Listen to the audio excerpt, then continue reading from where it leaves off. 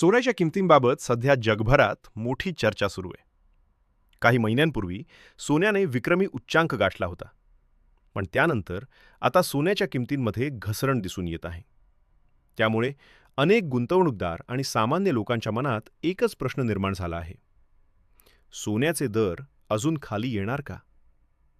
जानेवारी महिन्यात सोन्याच्या किमती $5,602 या विक्रमी उच्चांकावर पोहोचल्या होत्या. पण त्यानंतर केवळ काही महिन्यात सोन्याची किंमत $4,495 पर्यंत खाली आली. म्हणजेच उच्चांकापासून जवळपास 20% घसरण झाली आहे. इतकी मोठी घसरण झाल्यानंतर बाजारात करेक्शन सुरू झाल्याची चर्चा सुरू आहे. पण सोन्याच्या किमतींचा इतिहास पाहिला तर एक गोष्ट स्पष्ट दिसते की सोन्याच्या किमतींमध्ये मोठी तेजी आली की त्यानंतर मोठी घसरण होते. 1970च्या दशकात सोन्याच्या किमतींमध्ये मोठी वाढ झाली होती. पण त्यानंतर मोठी घसरण झाली. 1980च्या दशकात पुन्हा सोनं मोठ्या प्रमाणात वाढलं आणि काही वर्षातच जवळपास 50% घसरलं. त्यानंतर 1999 ते 2011 या कालावधीत सोन्याच्या किमतींमध्ये मोठी तेजी आली आणि 2011 नंतर पुन्हा सोन्याच्या किमतींमध्ये सुमारे 40% घसरण झाली. यावरून एक गोष्ट स्पष्ट होते की सोन्याच्या किमतींमध्ये तेजी आणि घसरण हा एक चक्राकार पॅटर्न आहे. जेव्हा जगात युद्ध, आर्थिक संकट, महागाई किंवा अनिश्चितता वाढते तेव्हा सोन्याचे दर वाढतात. पण जेव्हा अर्थव्यवस्था मजबूत होते, डॉलर मजबूत होतो आणि व्याजदर वाढतात तेव्हा सोन्याचे दर खाली येतात. सध्या सोन्यावर दबाव येण्यामागेही काही महत्त्वाची कारणे आहेत. अमेरिकन डॉलर मजबूत होत आहे. व्याजदर अजून कमी झालेले नाहीत.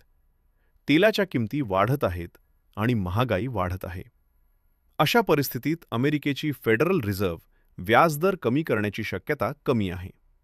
आणि व्याजदर कमी झाले नाहीत तर सोन्याच्या किमतींवर दबाव राहू शकतो. अनेक बाजार तज्ज्ञांच्या मते जर इतिहासाची पुनरावृत्ती झाली आणि सोन्याच्या किमतींमध्ये मोठी करेक्शन आली तर सोन्याची किंमत $2,800 ते $3,000 पर्यंत येऊ शकते. जर असे झाले तर भारतीय रुपयांमध्ये सोन्याची किंमत प्रति 10 ग्रॅम सुमारे 85,000 ते 91,000 रुपयांच्या दरम्यान असू शकते. मात्र याचा अर्थ असा नाही की सोन्याचे दर कायम खालीच राहतील. सोनं हे दीर्घकालीन गुंतवणुकीसाठी अजूनही सुरक्षित मानले जाते.